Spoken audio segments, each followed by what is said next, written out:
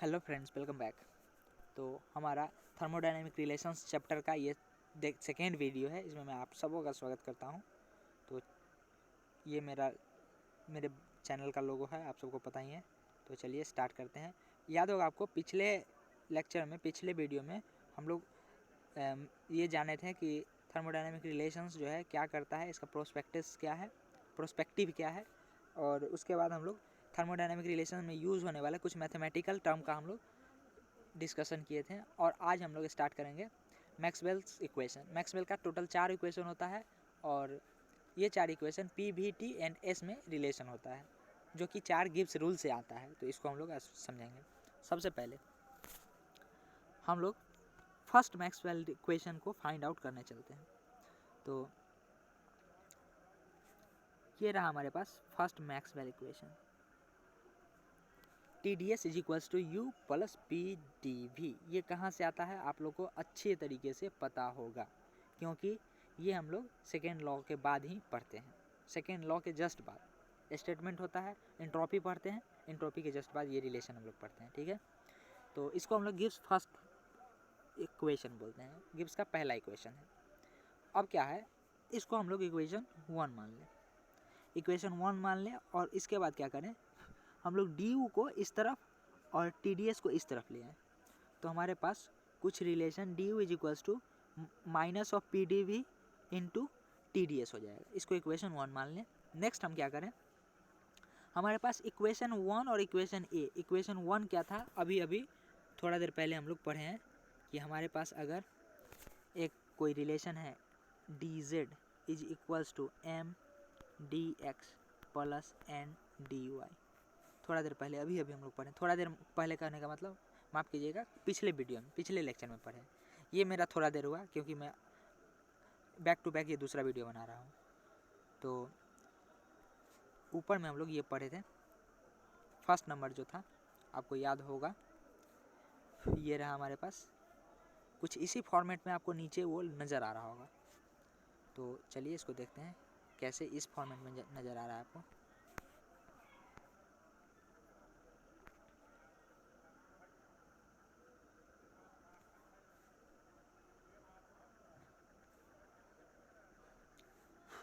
ध्यान से देखिए, हमारे पास एक रिलेशन है और इसको कंपेयर करना है इससे। D Z is equals to M D X plus N D Y, इसे हमको कंपेयर करना है।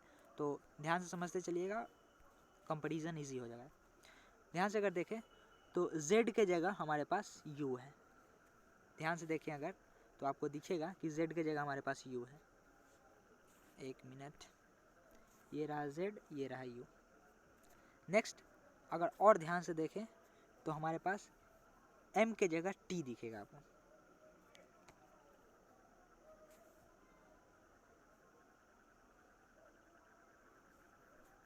देन नेक्स्ट फिर से एक बार ध्यान से देखें तो माइनस p आपको n के जगह दिखेगा और y के जगह आपको v दिखेगा और x के जगह आपको s दिखेगा। ये सारा चीज़ आई होप आपको दिख रहा हो। हम लोग ये इक्वेशन का कंपैरिजन जो हमारे पास इक्वेशन नंबर ए है इससे करना है। तो हम लोग को ये सारा चीज़ मिल रहा है जो कि आपको नीचे में दिख रहा होगा। हमारे पास z के जगह u मिल रहा है, m के जगह t मिल रहा है, x के जगह s मिल रहा है, n के जगह माइनस p एंड y के जगह v मिल रहा है। अब जब ये सारा चीज़ को हम लोग इस फॉर्मेट में अरेंज करें तो क्या होगा, हमको क्या था, हमारे पास del m by del y जब x is equals to x constant था is equals to del n by del x जब y कॉन्स्टेंट है। तो इसी तरीक़ा से अगर हम इसको अरेंज करें तो m के जगह t है तो del t by del v at constant entropy s is equals to minus of del p by del s at constant entropy v। इसको हम लोग बोलते हैं फर्स्ट मैक्सवेल इक्वेशन। इक्वेशन का मैक्सवेल का पहला इक्वेशन ये है। मैक्सवेल का फर्स्ट इक्वेशन ये है, आप याद रखें। मैक्सवेल का ये फर्स्ट इक्वेशन है, t del T by del V at constant entropy is equals to minus of del P by del S at constant volume. ठीक है, अब हम लोग सेकेंड इक्वेशन निकालने चलते हैं, मैक्सवेल सेकेंड इक्वेशन। तो मैक्सवेल सेकेंड इक्वेशन कहाँ से आएगा, गिब्स का सेकेंड इक्वेशन से आएगा। गिब्स का सेकेंड इक्वेशन को कंपेयर करेंगे हम लोग मैथमेटिकल इक्वेशन से, तो हमको गिब्स का मैक्सवेल का सेकेंड इक्वेशन मिलेगा। तो गिब्स का सेकेंड इक्वेशन हमारे पास ये है, माफ़ कीजिए,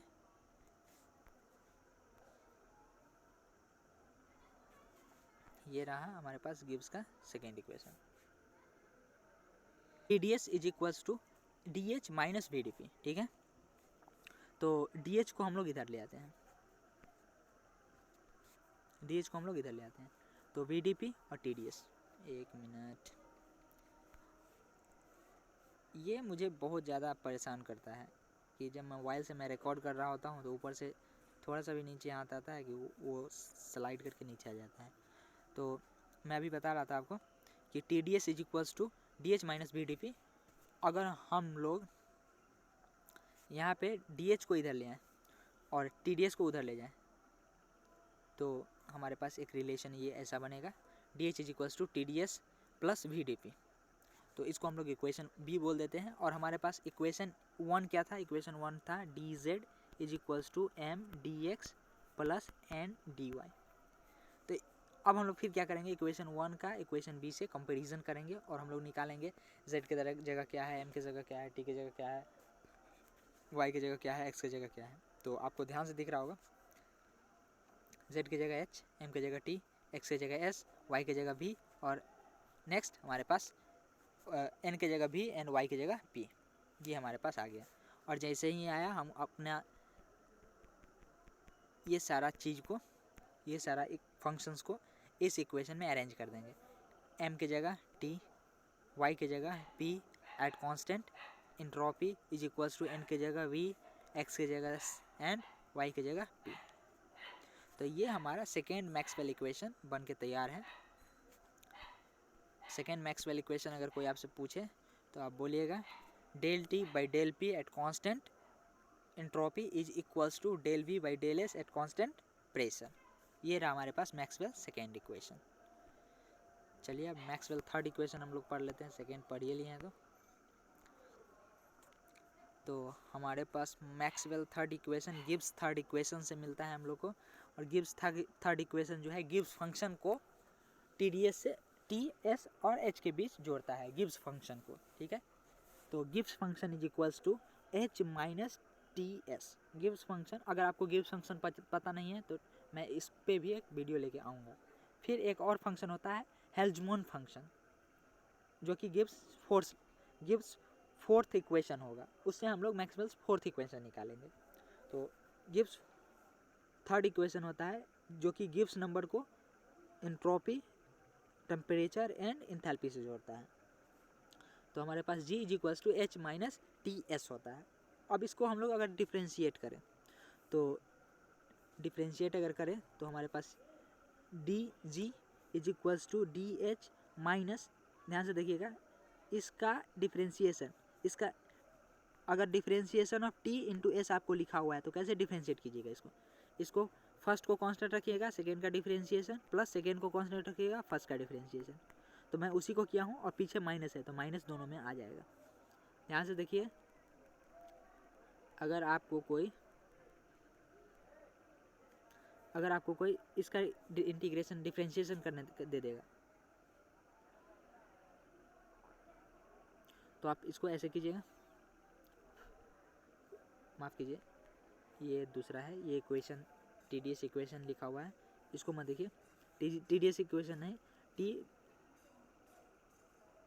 और S के बीच में रिलेशन लिखा हुआ है। यहाँ पे T पहले होगा, ये T पहले होगा और DS बाद में होगा, तो इसको आप थोड़ा करेक्ट कर लीजिएगा। अभी हम लोग देख रहे थे कि अगर हमारे पास एक डिफ्रेंशिएशन है जो कि TdS ऐसे लिखा हुआ है तो इसको इंटीग्रेट हम लोग डिफ्रेंशिएट कैसे करेंगे। तो हम लोग फर्स्ट का डिफ्रेंशिएशन और सेकेंड को कांस्टेंट रखेंगे, प्लस करेंगे सेकेंड का डिफ्रेंशिएशन एंड फर्स्ट को कांस्टेंट रखेंगे। और पीछे चूँकि पीछे माइनस लगा हुआ है तो इस अगर ब्रैकेट से बाहर निकलेगा तो यहाँ भी माइनस और यहाँ भी प्लस माइनस माइनस हो जाएगा। तो इतना तो आपको मैथमेटिक्स पता होना चाहिए।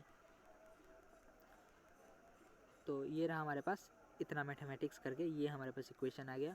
अब इस इक्वेशन में अगर आप ध्यान से देखें तो हमारे पास ये और ये दोनों मिलके ये बना देगा।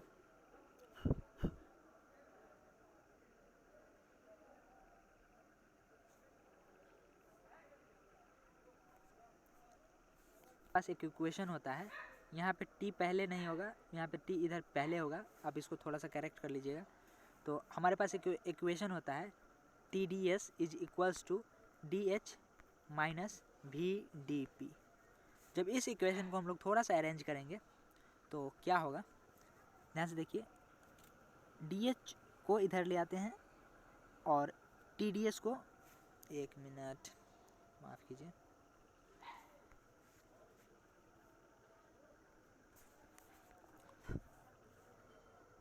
हम लोग चाह क्या रहे हैं, हम लोग चाह रहे हैं इस दोनों को हम लोग रिप्लेस करें। तो इस दोनों को रिप्लेस करने के लिए हमको इसका मदद लेना पड़ रहा है, इस इक्वेशन का मदद लेना पड़ रहा है। इस इक्वेशन से हम लोग एक चीज़ को अरेंज करते हैं, D S minus T D S, ये दोनों को एक साथ रखते हैं तो हमको अपने आप वी डी पी प्लस में मिल जाएगा। तो इसको हम लोग डायरेक्ट इस दोनों की जगह पे ला के V D P minus S D T, ये हमको इक्वेशन मिला। और ये थर्ड इक्वेशन हमारा हुआ, ये हमारा थर्ड इक्वेशन हुआ, जिसका कंपैरिजन हम लोग फर्स्ट इक्वेशन से करने वाले हैं। और फर्स्ट इक्वेशन क्या था हमारे पास, फर्स्ट इक्वेशन हमारे पास था D Z is equals to M D X plus N D Y.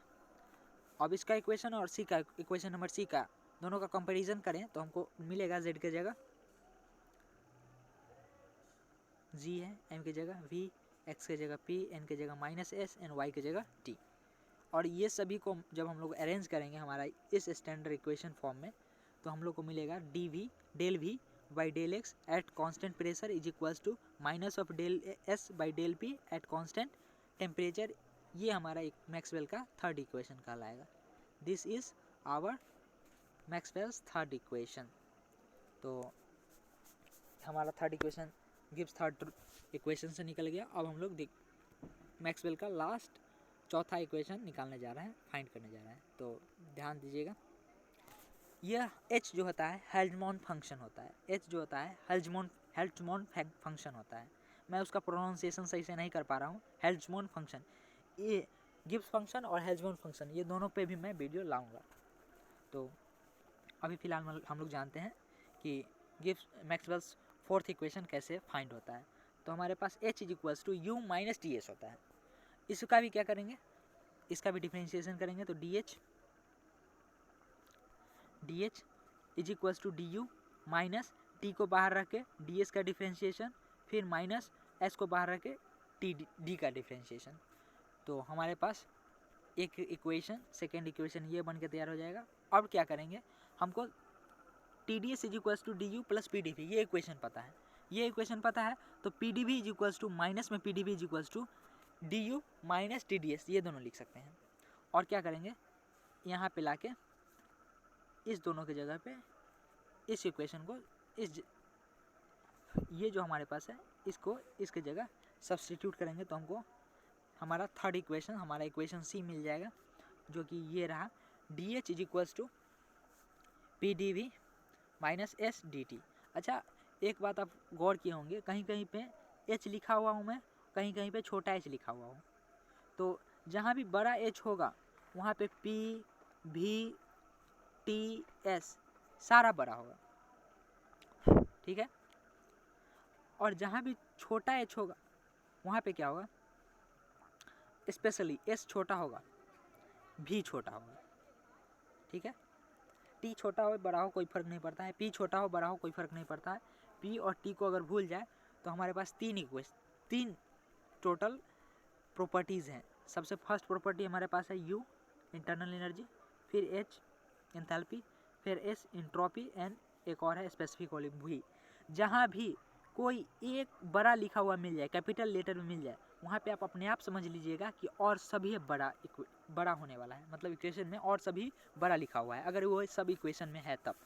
और जहाँ भी एक मान के चलिए एच छोटा लिखा हुआ है कहीं पे और उस इक्वेशन में भी है, एस भी है, यू भी है, तो सारा छोटा होगा, क्योंकि हम लोग छोटा जनरली पर यूनिट मास के लिए लेते हैं और बड़ा मास को मल्टीप्लाइड करके लेते हैं। आई होप ये जो कन्फ्यूज़न होगा आपको क्लियर हो गया होगा। तो चलिए हम अपना फोर्थ इक्वेशन ऑफ मैक्सवेल निकालना स्टार्ट करते हैं। तो फोर्थ इक्वेशन को निकालने के लिए हमको फिर से वही करना पड़ेगा। हमारे पास D Z is equals to M D X plus N D Y, ये इक्वेशन है। इसको हम लोग इस इक्वेशन से कंपैरिजन करेंगे। तो हमारे पास एन के जगह माइनस एस, वाई के जगह पी, वाई के जगह टी, माइनस पी के जगह एम, मतलब पी के जगह माइनस एम, और जेड के जगह जेड एच आ जाएगा। तो हमारे पास इस सारा जो भी हमारे पास वैल्यू आया है उस सभी को हमारे स्टैंडर्ड इस इक्वेशन में पुट करेंगे। तो हमारे पास del P by del T at constant volume is equals to del S by del B at constant temperature. ये हमारा मैक्सवेल्स फोर्थ इक्वेशन बनकर तैयार हो जाएगा, जो कि यूज़ के लिए रेडी है। आई होप आपको समझ में आया होगा। क्या करता है एग्ज़ाम में, क्या करता है एग्ज़ाम में आपसे कुछ नहीं पूछता है। एग्ज़ाम में आपको क्या करेगा, Maxwell first second third fourth नाम लिख देगा, Maxwell first second third fourth equation लिख देगा और बोलेगा मैच द फॉलोइंग को मैच करने के लिए बोलेगा।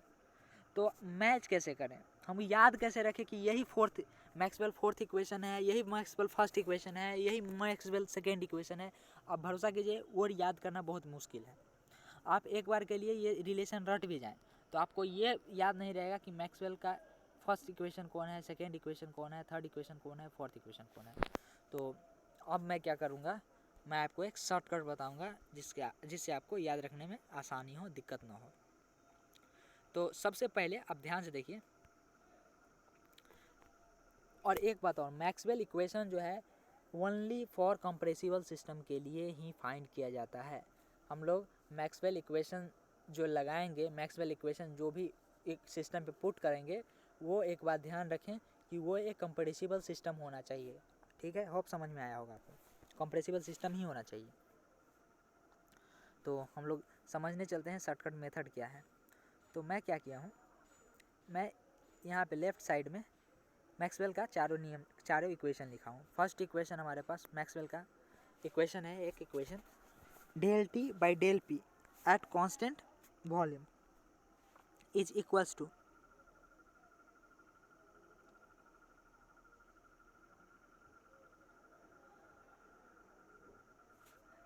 एक मिनट, यहाँ पे एक दिक्कत है, यहाँ पे एक मिस,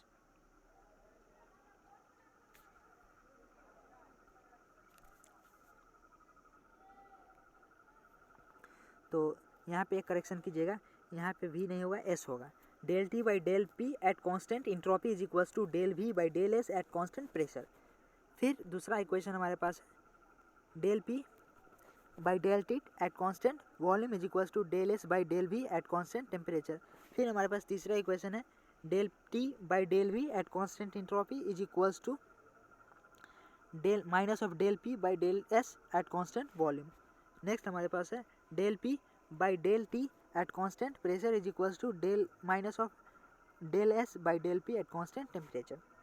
तो सबसे पहले हम इस इक्वेशन को याद कैसे रखें ताकि हमसे कोई गलती ना हो।